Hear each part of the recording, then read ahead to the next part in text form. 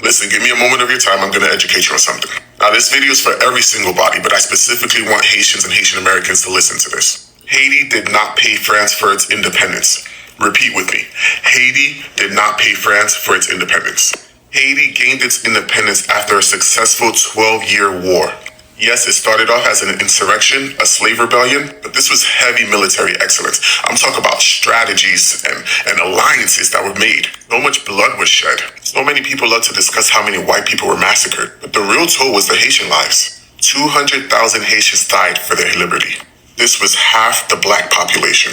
Those people did not die in vain. Haiti was the first independent country in Latin America, the first black republic in the world, the very first to abolish slavery, and the very first to piss off all the world powers at the time.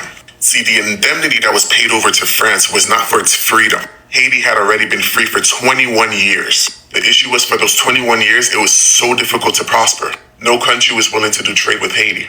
Don't get me wrong, Haiti was very self-sustained, but trade is a very vital part of any country's survival. If you're still confused, look at how just an embargo from just the US affected Cuba.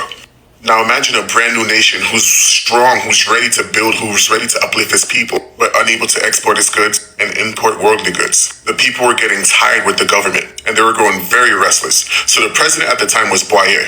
Boyer was mixed-raced. Having a French father and being educated in Europe made him understand a little bit more about how the world works. See, for 2 years, Haitian delegations had been going to France in the hopes that European states would recognize Haiti as a free state. All the global powers, the US, Great Britain, France, Germany, all those countries turned its back on Haiti.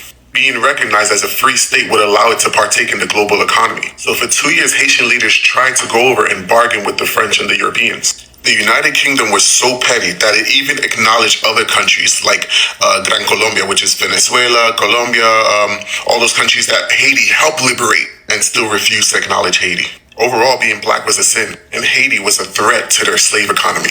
So after years of negotiations, nothing went through.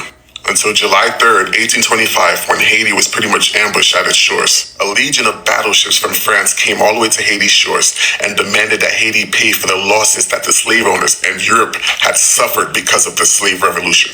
France, backed by other European powers, said this was the only way that Haiti would be recognized as a free state. So rather than going to war all over again, reversing all the beautiful things that they had progressed within those 21 years, and avoiding all the casualties that would have happened, Haiti was obliged to take this deal.